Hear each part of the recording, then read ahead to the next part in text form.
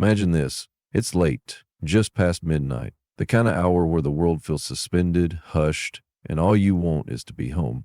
You're driving on a deserted stretch of I-5 somewhere outside of Sacramento, California. The rhythmic drone of the tires on the asphalt, the soft glow of the dashboard lights. There's usually a quiet peace to it, a sense of winding down after a long day. But tonight, that peace shatters. Meet Captain Eva Ramirez, not in uniform, just a comfortable hoodie and jeans, humming along to some old school R&B playing softly through the speakers. She's a decorated officer in the Coast Guard, a seasoned leader who's navigated treacherous waters and faced down crises. She's seen the world, commanded respect, and earned every stripe on her sleeve. But in this moment, none of that matters, because in her rearview mirror, two familiar, terrifying lights are flashing. Red and blue gaining on her fast. Her stomach clenches. Not out of fear, she knows how these things usually go, but out of the bone-deep weariness of anticipating what's coming. She signals, changes lanes, and eases her reliable sedan onto the shoulder. She puts the car in park, takes a slow breath, and keeps both hands visible on the wheel. She's been in the military long enough to know the drill. A patrol car pulls up just behind her, its headlights bouncing off the wet pavement. The officer takes his time getting out. When he finally does, he moves like a man who expects obedience, heavy boots scuffing against the asphalt, one hand resting on his belt, the other holding a flashlight that flicks on, its beam cutting through the darkness as he approaches. Eva turns her head slightly, watching him through the side mirror. The name on his badge catches the light. Harrison.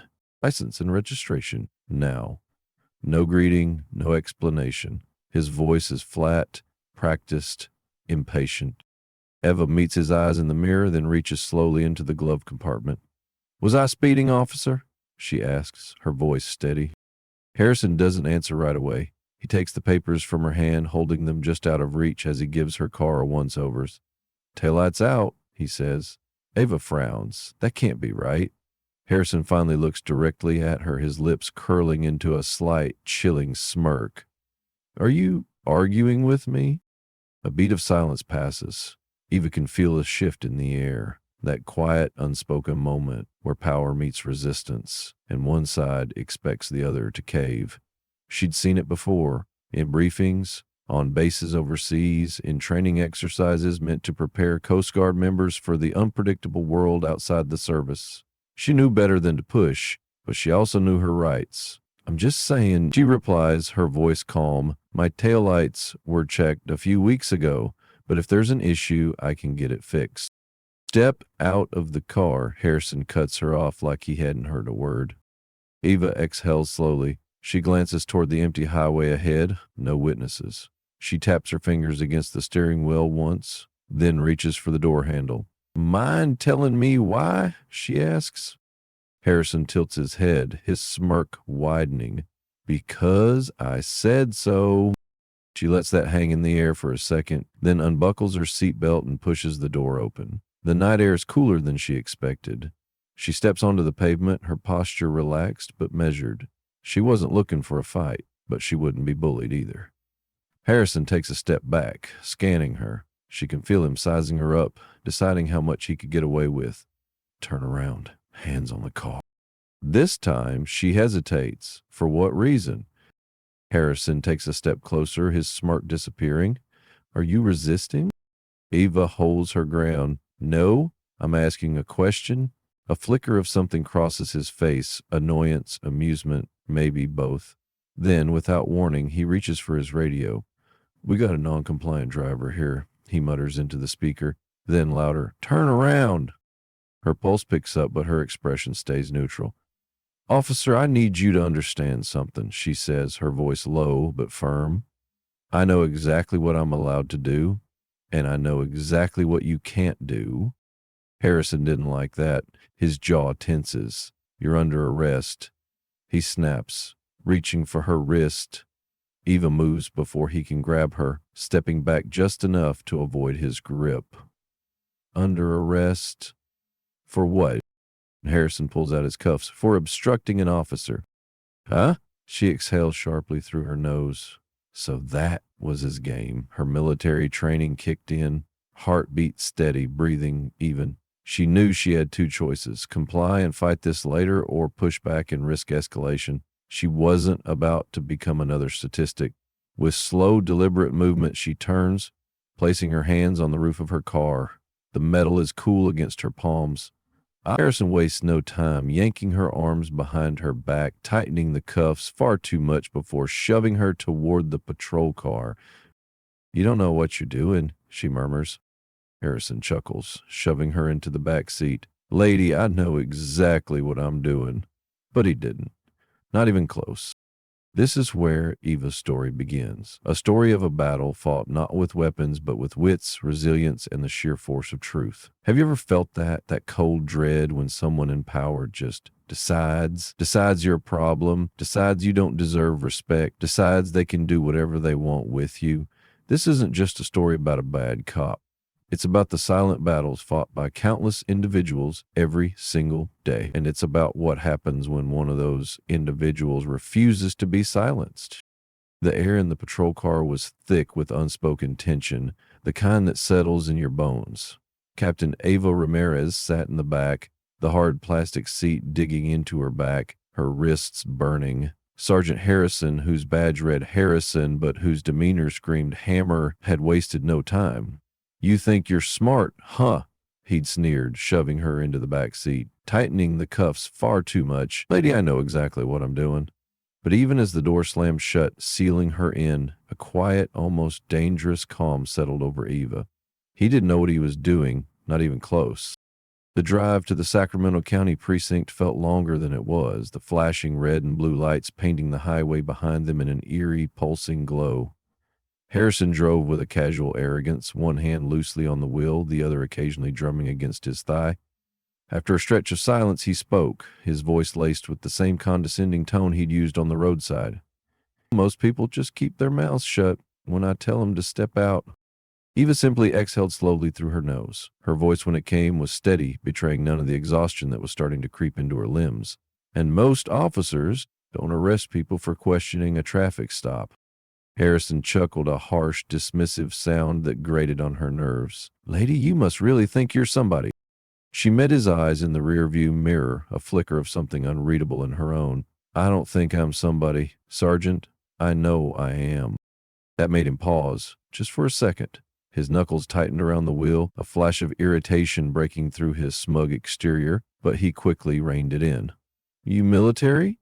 he asked, his tone shifting, almost a hint of curiosity. Eva didn't answer. "Yeah, I figured," he went on, the smugness returning. "You got that attitude, that above-the-law type? Bet you thought I'd back off if you threw that around, huh?" She remained silent, her jaw tight, the sheer audacity of it, as if his actions were somehow her fault. This kind of unjust escalation isn't an isolated incident. It's a pattern, particularly for black and brown drivers across the United States. Take, for example, a stark reality revealed by the Stanford Open Policing Project. Year after year, data consistently shows that minority drivers are disproportionately pulled over and searched compared to white drivers. Even more chilling, they're often less likely to be found with contraband, suggesting these stops are driven by suspicion, not evidence. It's a systemic issue, a dark undercurrent of bias that erodes trust and chips away at the very fabric of justice. It's not just about a bad apple like Sergeant Harrison. It's about the soil in which those bad apples are allowed to grow, nurtured by a lack of accountability and ingrained prejudice. The precinct came into view, a squat gray brick building just off the main road. The parking lot was mostly empty. Late night processing was slow, and for now it looked like he was the only guest. Harrison pulled into a reserved spot near the entrance, killed the engine, and turned to look at her through the partition. "Gotta say," he murmured, a cold glint in his eyes, "I do love when they make it easy." Before she could respond, he was out of the car, slamming the door behind him. A second later, her doors swung open. "Let's go," he ordered. Eva twisted her wrists slightly as she stepped out. The cuffs bit into her skin. He hadn't loosened them at all. She kept her head high as he led her inside, past a bored-looking desk sergeant and into processing. The holding area smelled like old coffee and sweat. A metal bench lined the far wall, a steel door leading to the cells just beyond it. Harrison uncuffed her just long enough to push her through booking, fingerprints, mugshot, the whole dehumanizing routine. The officers behind the desk barely looked up, just going through the motions. Eva had seen this kind of indifference before. It was the kind that let bad men like Harrison thrive. When it was over, he grabbed her wrist again, leading her toward the cells. "You think you're smart, huh?" he muttered under his breath. She glanced sideways at him, a subtle defiance in her eyes. "I don't have to think, Sergeant, I know." His grip tightened. She knew that got under his skin. "Enjoy your stay," Harrison sneered, shoving her toward the cell. Eva caught herself before she stumbled. She turned, watching as the metal bars slid shut between them. Harrison smirked from the other side, tapping the bars lightly with his fingers before walking away. The lock clicked into place. She took a slow breath, then sank onto the cold metal bench. The chill pressed through her jeans, grounding her. One night. That's all it would take. Because Sergeant Harrison, in his arrogance, had no idea who he had just messed with. The stage was set, the chess pieces were moving, and the game had just begun.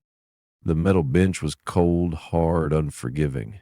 Eva shifted slightly, rolling her shoulders to ease the stiffness creeping in, the phantom ache of the too tight cuffs still lingering.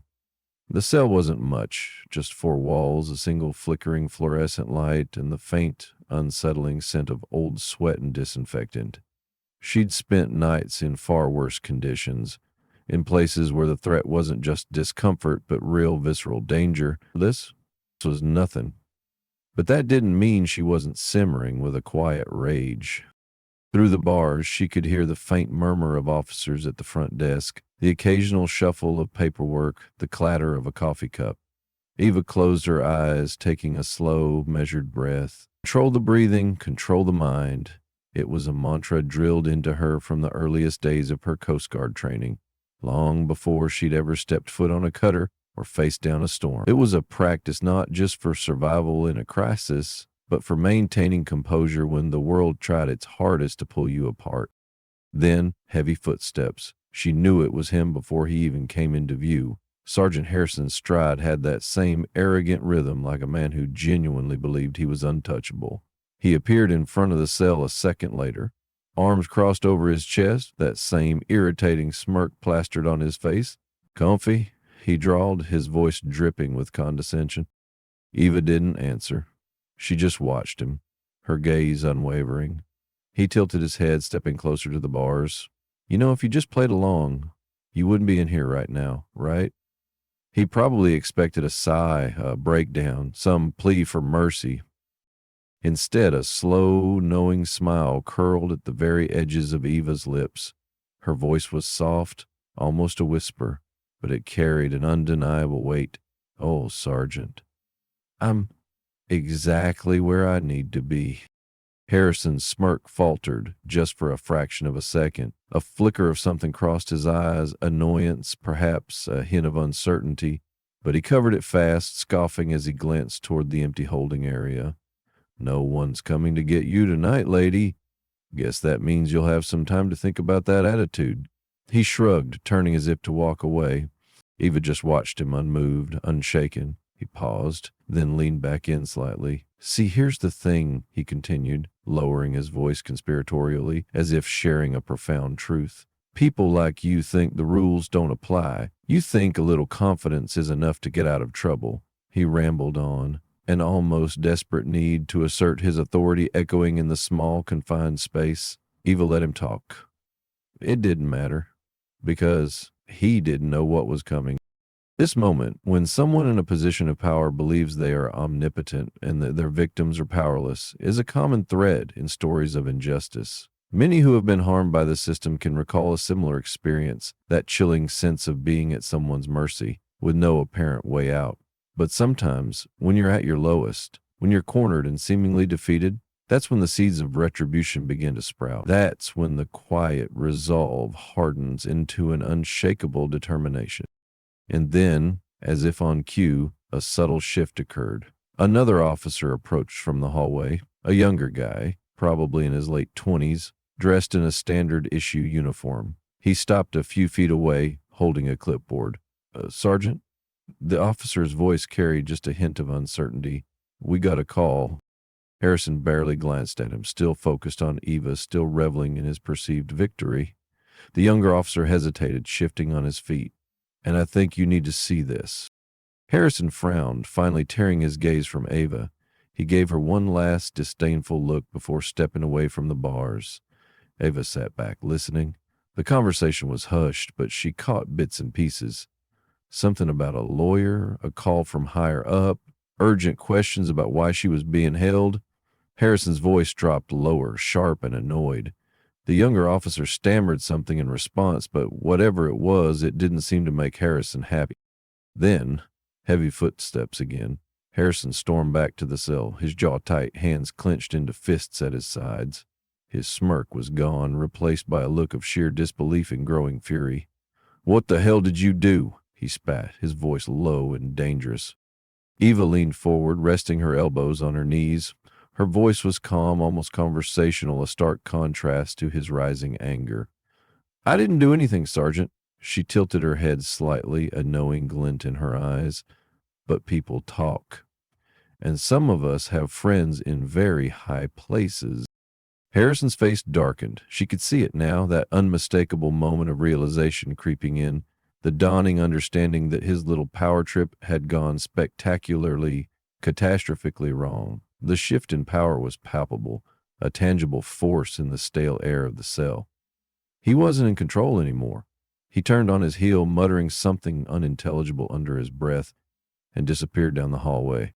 Eva exhaled, a slow, deliberate release of breath. It wouldn't be long now, and when the truth came out, Sergeant Harrison was going to regret every single decision that had led him here. The silent battle was over. The louder one was about to begin.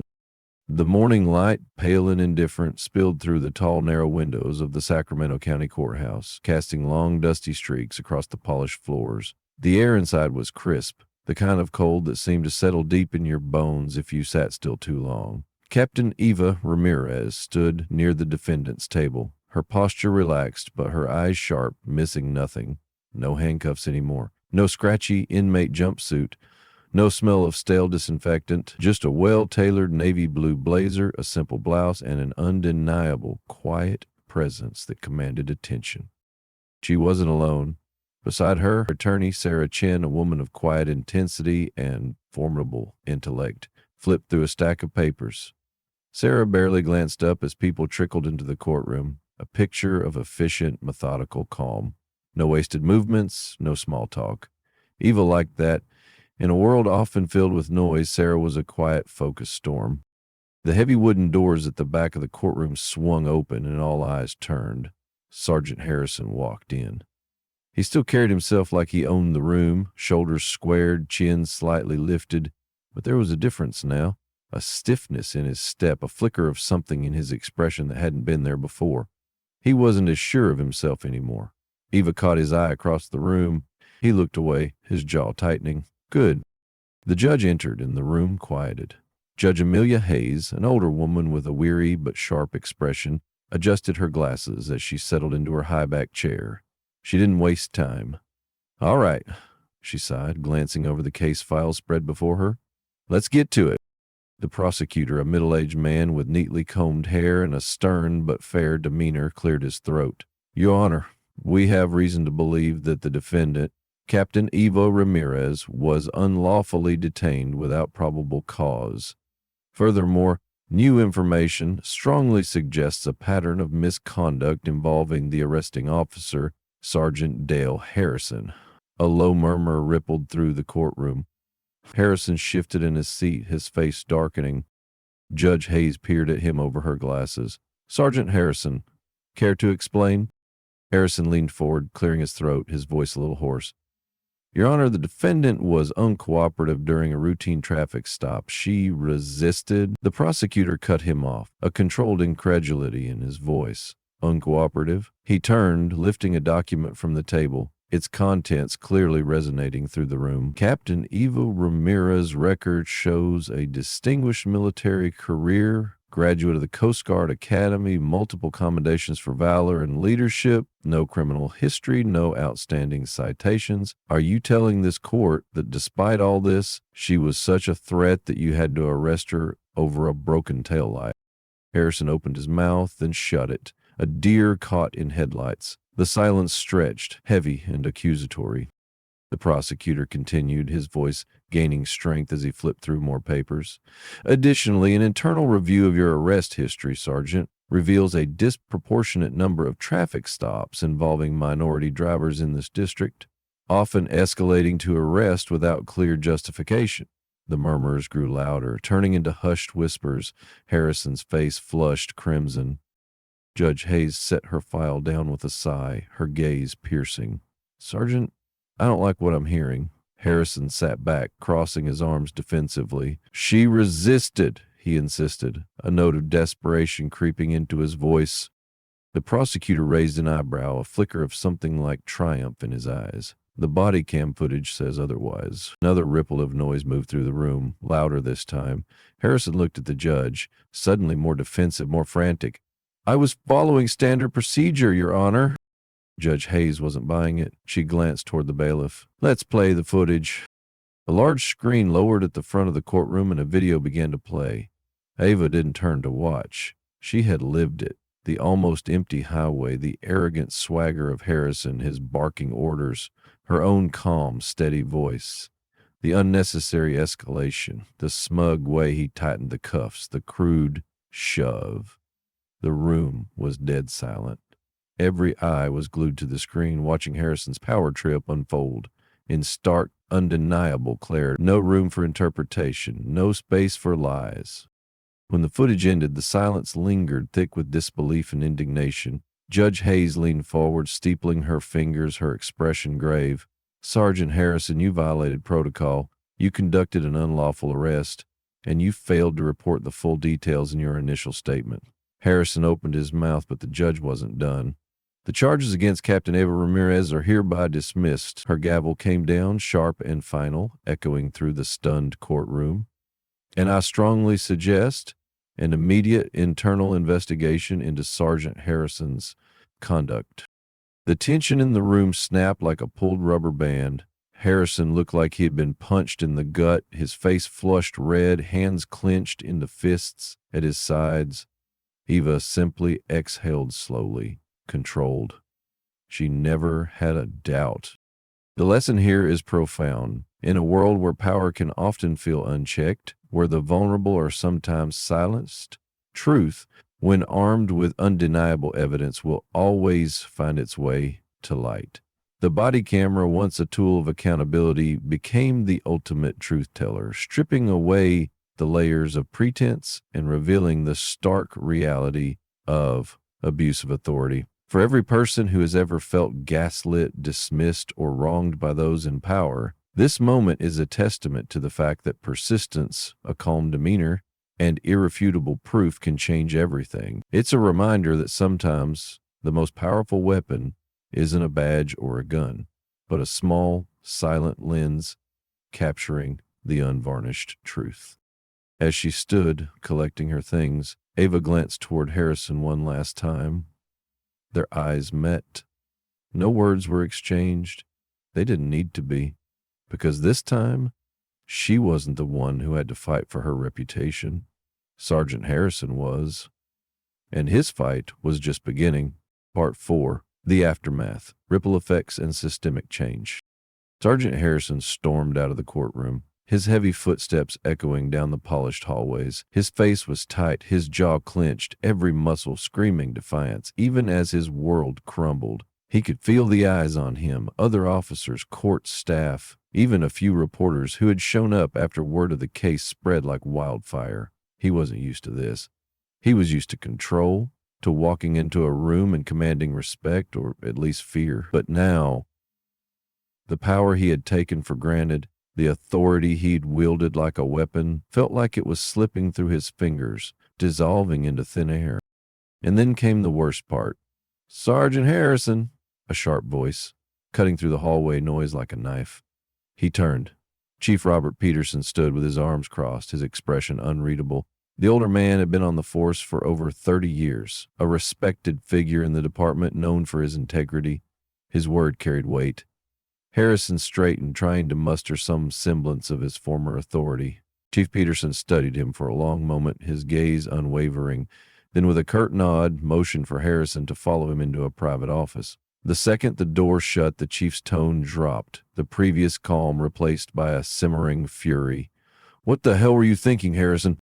Harrison exhaled sharply, a frustrated, disbelieving sound. "I was doing my job, Chief." "Your job?" Peterson scoffed, tossing a file onto the desk. It landed with a heavy thud, filled with documentation Harrison knew was damning. "That's not what it looks like from here. The body cam footage, your arrest history, the fact that you didn't even know who you were arresting, for crying out loud." Harrison's nostrils flared. "What does that have to do with anything?" Peterson leaned forward, his voice quiet but sharp, each word a hammer blow. "Everything, Harrison. This wasn't some random woman. This was a high-ranking Coast Guard officer. You think this is just going to disappear? You think we can sweep this under the rug?" Harrison looked away, grinding his teeth. "She was disrespectful. She questioned me." "She questioned you?" Peterson cut in, a muscle twitching in his jaw. "That's not a crime, Sergeant." Harrison scoffed, shaking his head. "You don't get it, Chief. People like that." "People like what, Harrison?" The chief's expression hardened, his voice dropping to an icy whisper. Harrison swallowed but said nothing. He couldn't. Peterson sighed, rubbing his forehead. "The district attorney is reviewing every single one of your cases from the past 5 years. You've been flagged for racial profiling, Harrison, and you better believe this department isn't going down with you." Harrison felt his stomach twist. "What does that mean?" Peterson straightened, his gaze unwavering. "It means you're being put on immediate suspension, effective now. Internal Affairs is investigating, and if they find what I think they're going to find," he shook his head slowly, a chilling finality in his voice, "your career is over." The words hit Harrison like a punch to the gut. His face burned. "This is bull—" Peterson held up a hand, cutting him off. His voice was ice. "Don't finish that sentence, Sergeant. Pack up your desk, and if I were you, I'd get a lawyer." Harrison stood there, fists at his sides, his world unraveling in real time, and for the first time in his career he realized he wasn't untouchable. The man who had reveled in intimidating others was now paralyzed by his own fear. This was the true reckoning, not just a verdict in a courtroom, but the visceral, gut-wrenching realization that the power he had so carelessly abused was now turning on him. Across town, Ava sat in a quiet cafe, stirring a cup of coffee as she scrolled through her phone. The case had already made headlines. The body cam footage had gone viral. Decorated Coast Guard captain wrongly arrested, officer under investigation. She wasn't surprised. She had known from the second she stepped out of her car that night how this would go. She had seen men like Harrison before, entitled, arrogant, used to bending the law in their favor. But this time, he lost. Her phone buzzed. A message from Sarah, her attorney. "Harrison has been suspended. Might face charges." Eva took a slow sip of her coffee. Good. She glanced out the window, watching the city move on around her. The fight wasn't over, not for her, not for the countless people Harrison had likely hurt before. But today was a win. The ripple effect of one person standing up to injustice can be immense. Harrison's downfall wasn't just about him. It was about the system that had allowed him to operate unchecked for years. This incident, brought to light by courage and irrefutable evidence, served as a stark reminder. Accountability is the cornerstone of trust. When power is abused and consequences are evaded, the very fabric of society unravels. But when transparency prevails and justice is pursued relentlessly, it sends a powerful message that no one is above the law. This is where systemic change truly begins. Not with a single arrest, but with the collective courage to demand better, to shine a light into the darkest corners, and to insist that those who are sworn to protect uphold the highest standards of integrity. Her phone buzzed again, this time a number she recognized. She sighed, then answered. "Captain Ramirez." the familiar voice greeted her. I assume you've seen the news.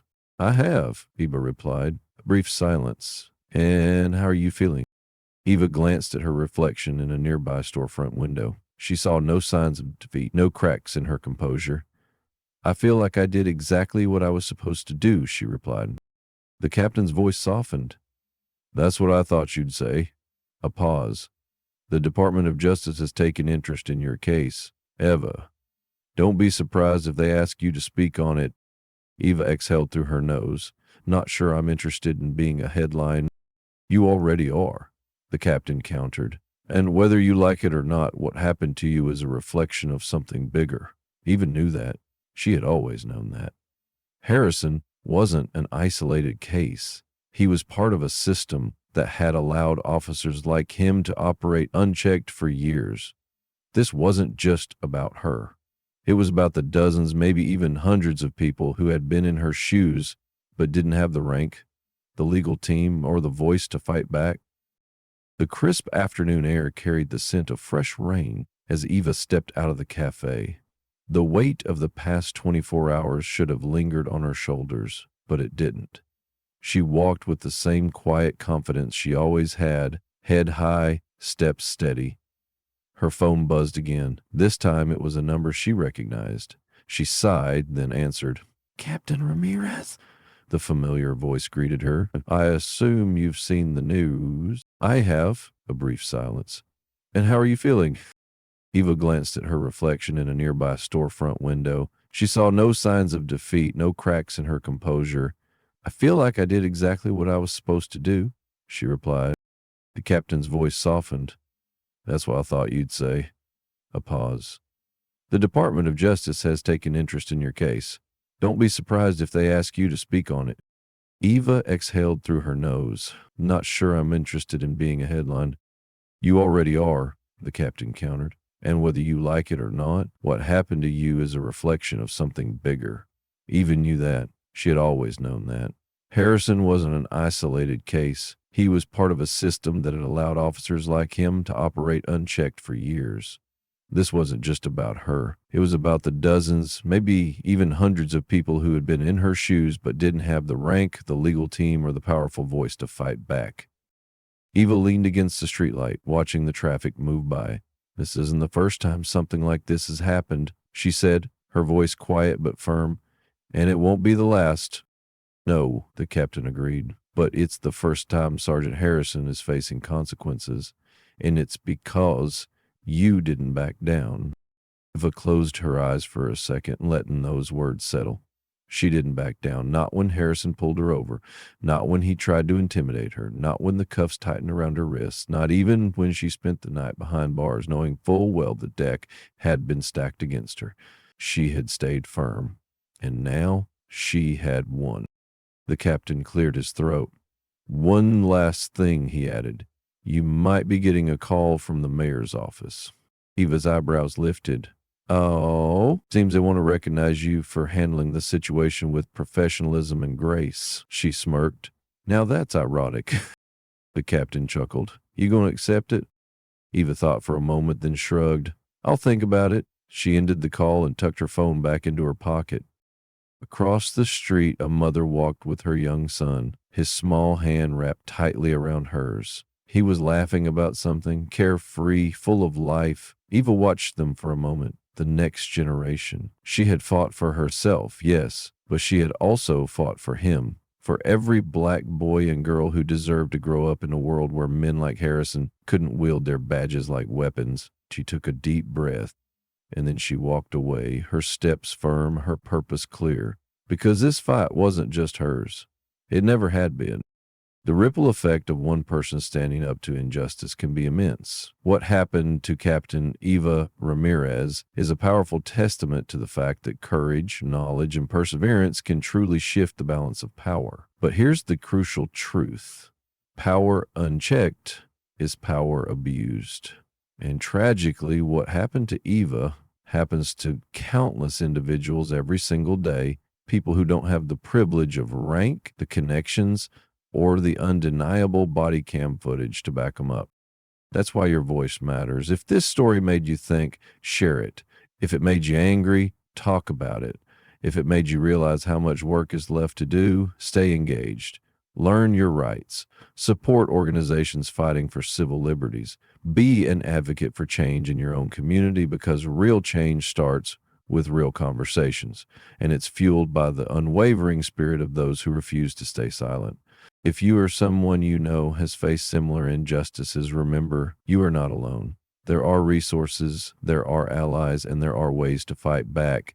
Don't let your story be silenced, because with every step taken, every voice raised, we move closer to a world where justice isn't just a word, but a lived reality for everyone.